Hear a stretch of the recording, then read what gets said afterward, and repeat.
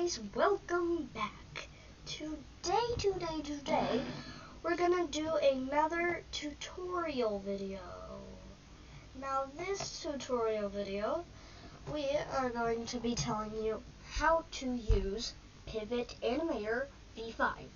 In the last tutorial video, I told you how to get Pivot Animator V5, like install it and everything. Now I'm going to show you how to use it, because you got to use it if you install it, or why would you install it?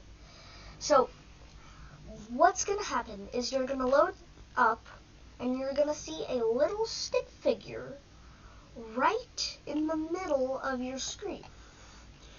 Now what you're going to do is, you see all the little dots on the stick figure. Well, you're going to grab the orange dot, so go over to the orange dot, click on it, and then you can drag him around.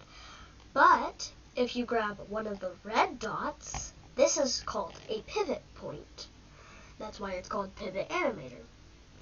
So what's going to happen if you drag, you're going to move around the pivot point, and you can move his body parts.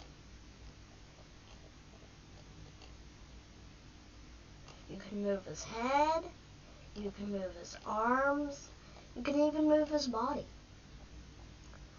So now that we figured out how to move our character, we need to actually animate our character and make him do something.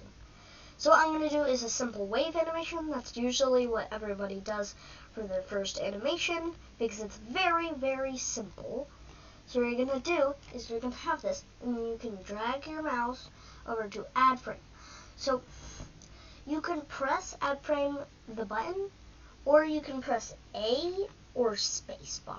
So what's going to happen if you press add frame is a frame will be added and it will play that frame out when you press the play button.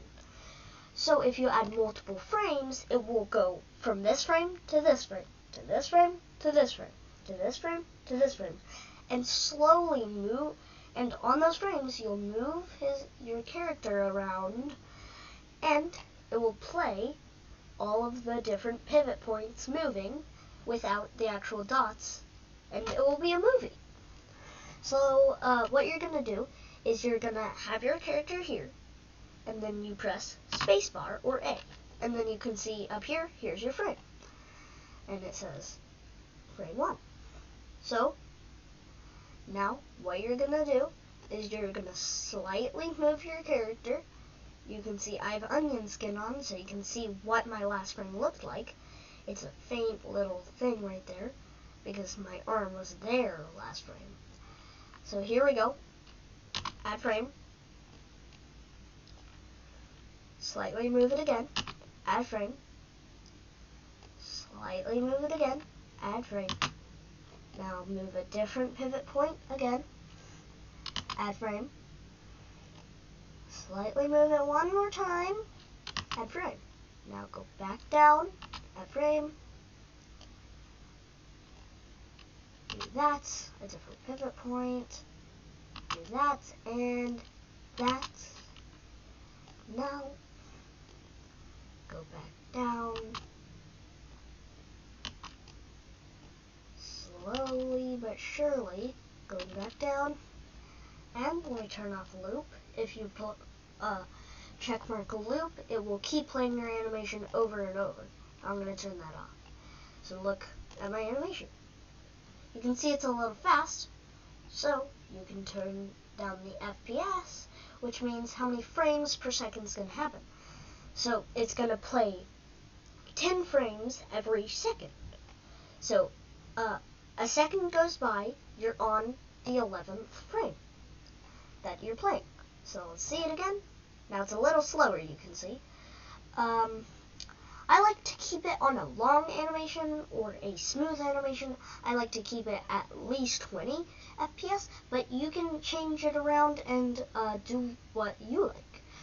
So now we have our animation, but all we have is one stick figure. What if you wanted more stick figure to like shake hands or something? Well, then you'd go over add figure. You can move that figure just like you can with the other one.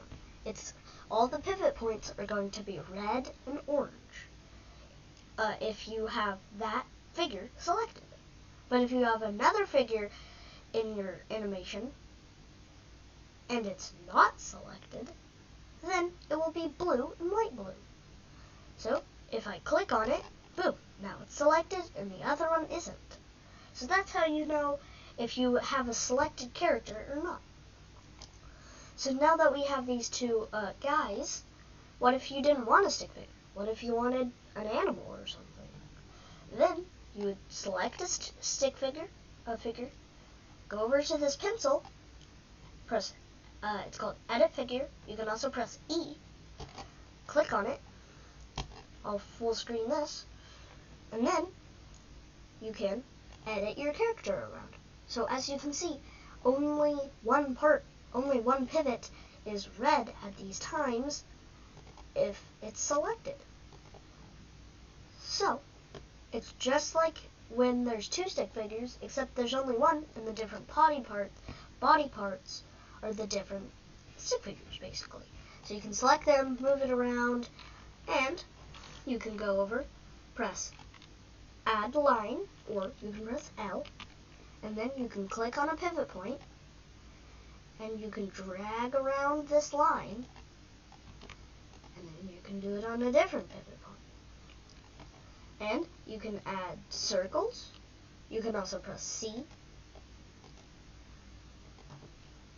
And you can fill in those circles.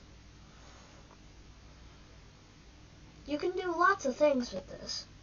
You can even add, I don't know how to add that, actually. I've never tried this shape. How do you... I'll cover that in another video because I don't know how to do it. You can go over to segment color, select one of your segments, or body parts, go over to segment color, pick your color, and only that one segment will be colored, not all of them. So you can have green ball on his head, so like hair, and then his pants can be blue.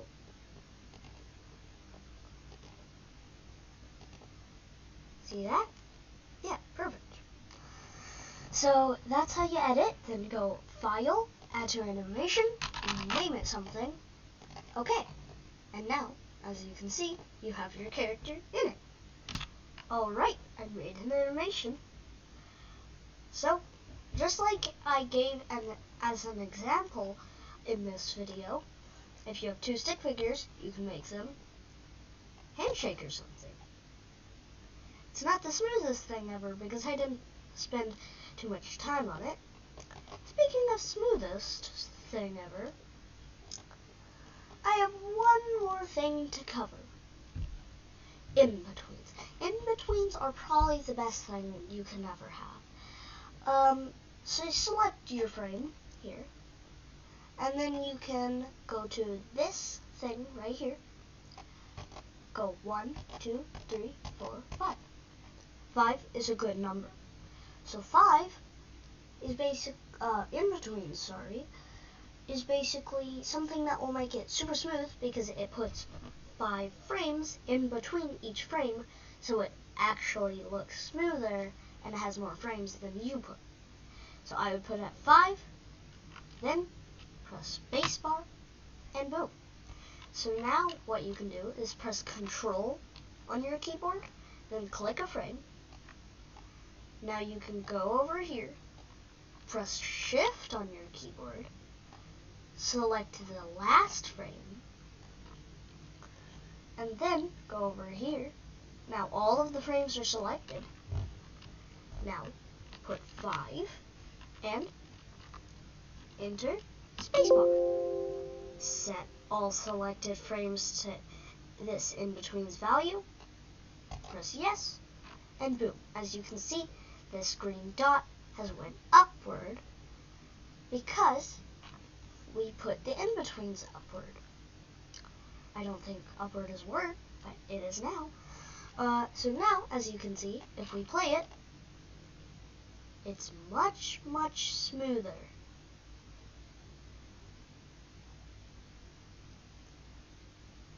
So, that was Jelly Bob teaching you how to use the animator I used to create I always get this wrong. Green, red, and reboot. Check out the sneak peek. I'm almost done with it. Bye!